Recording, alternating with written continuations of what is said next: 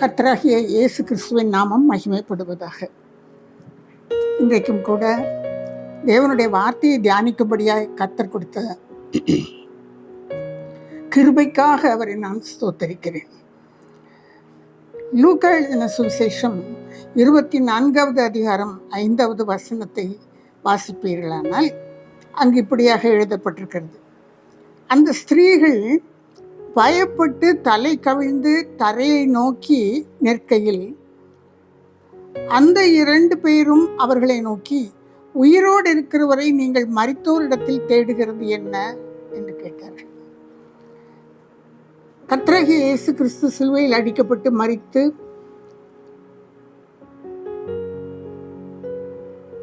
அவர் குகையிலே அடக்கம் பண்ணப்படுகிறார். 3ஆம் நாள் காலையிலே அவருக்கு சுகந்த வர்க்கம் எழும்படியாக பெண்கள் தேடி வருகிறார்கள். அப்படி தேடி வரும்பொழுது கல்லறை வாசல் திறந்திருக்கிறது.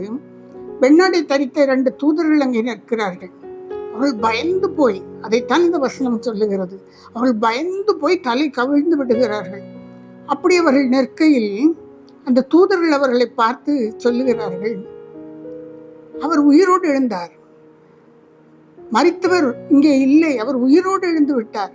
உயிரோடு இருக்கிறவரை நீங்கள் மரித்தோரிடத்தில் வந்து தேடுகிறது என்ன என்று கேட்கிறார்கள்.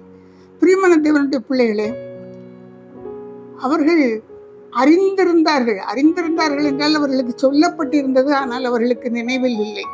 இயேசு சொல்லிக்கொண்டே இருந்தார், 3 நாளில் நான் திரும்ப உயிர் தெழுவேன், நான் இந்த ஆலயத்தை இடித்து போடுங்கள், 3 நாளில் கட்டிவிடுவேன் என்றெல்லாம் தம்முடைய சரீரத்தை குறித்து தான் அவர் பேசினார். அவர்களுக்கு அந்த உணர்வு இருக்கவில்லை. அதனால் 3ஆம் நாள் எல்லாருக்கும் செய்வது போல அவர்களும் சுகந்த வர்க்கமிடுவதற்காக அங்கே கல்லறைக்கு போகிறார்கள், யூதர்களுடைய முறைமைப்படி. ஆனால் அவர் அங்கே இல்லை. வாழ்க்கையிலே வேதாகமம் தெரியும், சுவிசேஷத்தை நன்றாகவே நாம் வாசிக்கிறோம். ஆனால் வாழ்க்கையிலே நாம் அடிக்கடி செய்கிற தவறு என்ன என்றால், இயேசுவை உயிரோடு இருக்கிறவரை எங்கே தேடுகிறோம் என்பதுதான். எங்கே தேடுகிறோம் அவரை? அவர் உயிர்த்தெழுந்த ஜீவன் உள்ள தேவன். மரணமே உன் கூரங்கே, பாதாளமே உன் ஜெயமெங்கே என்று கேட்டு உயிரோடு எழுந்தவர் அவர்.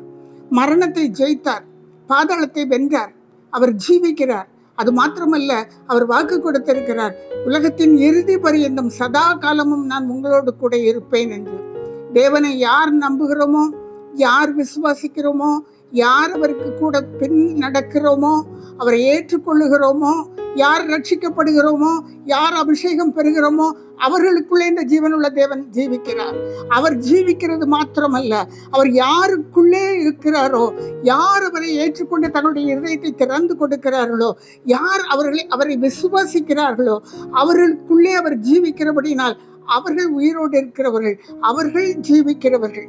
பிரியமான தேவனுடைய பிள்ளைகளே, லூக்கா எழுதின சுவிசேஷம் 9வது அதிகாரம் 59வது வசனம் 60வது வசனத்தை வாசித்து பார்ப்பீர்கள் என்றால், இயேசு நடந்து போய் கொண்டு இருக்கும் பொழுது அந்த நாளிலே ஒருவன் பின்னால் போய் அவருடைய உபதேசத்தை கேட்டு சந்தோஷமாய் அவரை ஏற்றுக்கொண்டு அவன் சீஷனாக மாற விரும்பி அவரிடத்தில் கேட்கிறான், ஆண்டவரே, நான் உமக்கு பின்னால் வரட்டுமா என்று சொல்லி. அவர் எனக்கு பின் சென்று வா என்று சொன்ன பொழுது அவன் ஒரு காரியத்தை சொல்கிறான், என் தகப்பனார் மரித்து விட்டார், நான் போய் என் தகப்பனாரை அடக்கம் பண்ணிவிட்டு வந்து விடுகிறேன் என்று சொல்லி. அவன் இறந்து கிடந்த நிலைமையிலும் கூட அவ்வளவு ஆசையாய் இயேசு அந்த பக்கம் வந்திருக்கிறார் என்று அறிந்தவுடன் அவருக்கு பின்னால் ஓடுகிறான். ஆனால் அதே வேளையில மரித்து போன அவனுடைய தகப்பனை அடக்கம் பண்ண வேண்டும். அந்த கடமை உணர்வோடு அவன் கேட்கிறான், நான் அவரை அடக்கம் பண்ணிவிட்டு நான் பின்னால் வந்து விடுவேன் என்று சொல்லி. தேவன் ஒரு வார்த்தை சொல்லுகிறார், மரித்தோர் தங்களிடமுள்ள மரித்தோரை அடக்கம் பண்ணட்டும், நீ போய் தேவனுடைய ராஜ்யத்தை பிரசங்கி என்று சொல்லுகிறார். எனக்கு பின் சென்று வா என்று கூப்பிட்டவர் இப்பொழுது அவனுடைய அழைப்பை சற்று மாற்றுகிறார். மரித்தோர் எல்லாம் மரித்தோரை அடக்கம் பண்ணி கொண்டே இருக்கட்டும். அந்த மரித்தோர் யார்? உயிரோட தானே இருக்கிறாங்க. அவங்க வீட்டில் எல்லாரும் உயிரோடு தான் இருக்கிறாங்க. அவங்க அப்பா மட்டும்தான் மரித்து போனார். மரித்தோர் என்று மற்றவர்களை குறித்து ஆண்டவர் சொல்லுகிறார், நீ எனக்கு பின்னால் ஜீவனுள்ள தேவனாக ஜீவிக்க போகிற எனக்கு பின்னால் வருகிற நீ ஜீவனோடு இருக்க வேண்டும் என்றால் தேவனுடைய ராஜ்யத்தை குறித்து நீ போய் பிரசங்கி என்று சொல்லுகிறார். பிரியமான தேவனுடைய பிள்ளைகளே, ஆண்டவர் இல்லாதவர்கள் சில வேளைகளிலே ஆலயத்திற்கு போவதுண்டு. பிள்ளைகள் வேதத்தை எடுத்து வாசிப்பார்கள். ஜெபின்னு சொன்னால் 2 வரி ஜெபிக்க கூட செஞ்சிருவாங்க சில பிள்ளைங்க. வேதத்தை வாசிப்பாங்க. ஆனால் ரட்சிப்பு அவர்களுக்கு உண்டா என்பது ஒரு பெரிய கேள்விக்குறி. இயேசுவை மனதார ஏற்றுக்கொண்டிருக்கிறார்களா? ஏற்றுக்கொள்வது என்றால் என்ன? அவரை ஏற்றுக்கொண்டால், மனதை திறந்து கொடுத்தால், இயேசுவை குறித்து தியானிக்க வேண்டும், வேதாகமத்தை தியானிக்க வேண்டும். இயேசு எப்படி வாழ்ந்தாரோ அப்படி நானும் வாழ முயற்சிக்க வேண்டும். என் தவறுகளை நான் குறைத்து கொள்ள வேண்டும். கதை புத்தகங்களை விட்டுவிட வேண்டும், சினிமா பார்ப்பதை விட்டுவிட வேண்டும், என்னென்ன காரியங்களை விட்டுவிட வேண்டுமோ அதை எல்லாவற்றையும் நான் விட்டுவிட வேண்டும். நான் கொஞ்சம் மாறுவதற்கு முயற்சி எடுக்க வேண்டும். அது வித்தியாசம். ரட்சிக்கப்படுகிற பிள்ளைகளுக்கு ரட்சிப்பு தேவனை ஏற்றுக்கொள்ளும் பொழுது தேவன் தம்முடைய இரத்தத்தினால் சகல பாவங்களையும் கழுவி சுத்திகரிப்பார் என்று 1:7 எழுதப்பட்டிருப்பதை அப்படியே ஏற்றுக்கொண்டு அவரை ஏற்றுக்கொள்ளும் பொழுது பாவங்கள் கழுவப்பட்டு கர்த்தரை தெய்வமாக, என்னுடைய இரட்சகராக, என்னுடைய சொந்த தேவனாக ஏற்றுக்கொள்ளும் பொழுது வருகிற அந்த ரட்சிப்பு இருக்குமானால் அதன் பிறகு இப்படிப்பட்ட எந்த தவறுகளையும் செய்ய முடியாது, எந்த இடறுதலான காரியங்களையும் செய்ய முடியாது. அவர்களுடைய வாழ்க்கையை பார்த்தாலே வித்தியாசமாக ஆரம்பிக்கும். ஆசையாய் ஆலயத்திற்கு போவார்கள், ஆசையாய் ஜெபிப்பார்கள், ஆசையாய் வேதம் வாசிப்பார்கள். இது ரட்சிப்பு. இந்த ரட்சிப்பு நமக்குள் வருமானால், இந்த ரட்சிப்பை தொடர்ந்து தேவனை ஏற்றுக்கொண்டு நாம் அவரை புரிந்து கொள்ள எப்பொழுது அபிஷேகத்தை பெற்றுக்கொள்கிறோமோ நாம் ஜீவிக்கிறவர்களாக மாறுகிறோம். பிரியமானவர்களே, ஜீவிக்கிறவர்களாக இருக்கிற நாம், வேதத்தை வாசிக்கிற நாம், தேவனை பற்றி, தேவனை எங்கே போய் தேடுவது? மரித்தோரிடத்தில் போய் தேடுவதா? வேதத்தையே தொடாதவர்களிடம் போய் வேதாகமத்தை பற்றி கேட்பதா? வசனங்களை குறித்து பேசுவதா? அதை அறியாதவர்களிடம் போய், ஜெபிக்கவே முடியாதவர்களிடம் போய், பாரியா ஜோம் பண்ணுவோமா, தேசத்துக்காக ஜோம் பண்ணுவோமான்னு உங்களுடைய சிநேகிதியை கேட்டு பாருங்கள், சிநேகிதனை கேட்டு பாருங்கள். நீ ரட்சிக்கப்பட்டிருக்கலாம், அவனுக்கு அந்த ரட்சிப்பு கூட இல்லாதபடினாலே நீ கூப்பிட்டியேன்னு வந்து உட்கார்ந்துருப்பான். அந்த சகோதரி நீ கூப்பிட்டியேன்னு ஆலயத்திற்குள்ள வந்து உட்கார்ந்துருக்கலாம். ஆனா மனமெல்லாம் அவர்களுக்கு எங்கேயோ இருக்கும். ஜீவிக்கிறவர்கள் கூடி ஜெபிக்கும் பொழுதே பலருடைய மனங்கள் ஜெபம் ஆரம்பித்த பொழுது ஆஸ்திரேலியா போய், அமெரிக்கா போய், வேற எங்கெல்லாமோ போய் திரும்பிவிடும். பிரியமான தேவனுடைய பிள்ளையே, ஜீவிக்கும் பொழுது தேவனுக்குரிய வல்லமையை தரித்து கொண்டவர்களாய் ஜீவிக்கிற நாம் அவருடைய வார்த்தையை முழுவதுமாய் அப்படியே நம்புகிறவர்களாய் அப்பொழுது நாம் ஜீவிக்கிறோம். அப்படி ஜீவிக்கிறவர்களிடம்தான் நாம் அறிந்து கொள்ள வேண்டும், காரியங்களை அறிந்து கொள்ள வேண்டும். அதுக்கு வேற எங்கேயும் போக வேண்டாம். வேதாகமத்தை வாசித்து வாசித்து ஆல் பவர்ஃபுல், அவரை போல வல்லமை மிகுந்த தேவன் யாருமே இல்லை. அந்த வல்லமை மிகுந்த தேவன், நமக்காக சிலுவையில் அடிக்கப்பட்டு ரத்தம் சிந்தின தேவன், அந்த ரத்தத்தை நம்பி நாம் அவரை பார்ப்போமானால், லூக்கா 18வது அதிகாரம் 27வது வசனத்திலே நாம் வாசிக்கிறோம், மனுஷனால் கூடாதது தேவனால் கூடும்.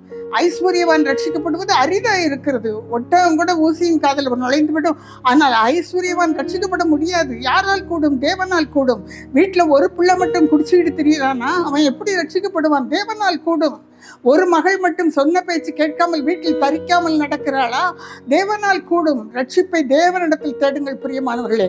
அவருடைய இரத்தத்திடம் தேடுங்கள், சிலுவையை நோக்கி தேடுங்கள். ஜீவிக்கிற அவரிடத்தில் கேட்போம், கட்டாயமாய் பெற்றுக்கொள்வோம். அதுபோல இந்த ரட்சிப்பை பெற்றுக்கொள்வது போல வாழவே வழி இல்லை. இன்னைக்கு இருக்கிற பெரிய பிரச்சனை உலகத்துல படிப்பதற்கு செலவழிப்பதும், படிப்பை தெரிந்து கொள்வதும், படிப்பதும் பெரிய வேதனை மிகுந்த காரியங்களாய் மாறிவிட்டது.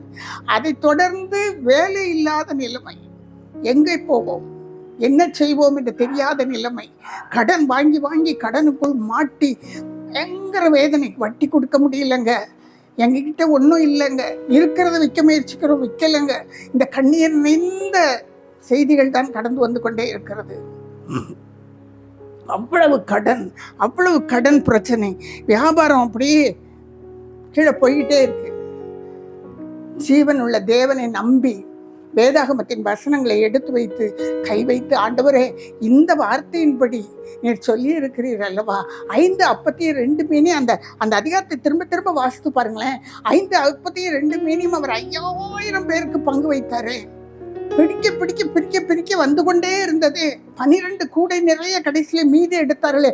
தேவனை என் வீட்டில் ஏன் அப்பத்தை பெருக பண்ண உம்மால் கூடும் கூடும் சொல்லி எவ்வளோ கொஞ்சம் போல பாத்திரத்தில் இருக்கிறது மேலே கையை வச்சு, கொஞ்சம் சமைச்சிருக்கிறது மேலே கையை வச்சு, ஆண்டவரே இதை பெருக பண்ணும், இதை பெருக பண்ணும், என் வீட்டாருக்கு திருப்தியாக கொடுக்கும்படியாய் பெருக பண்ணும், நாளைக்கு உள்ளதை கர்த்தர் இன்றைக்கு தாங்கப்பா, பெருக பண்ணுங்க ஆண்டவரே.